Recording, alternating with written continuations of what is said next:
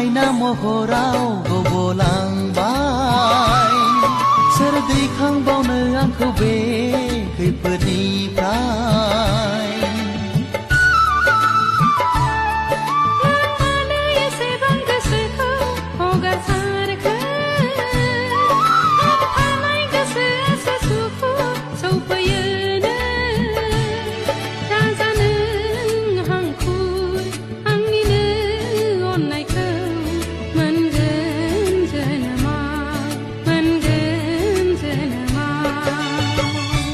बिखाखौ गावनाय बादि मोनबाय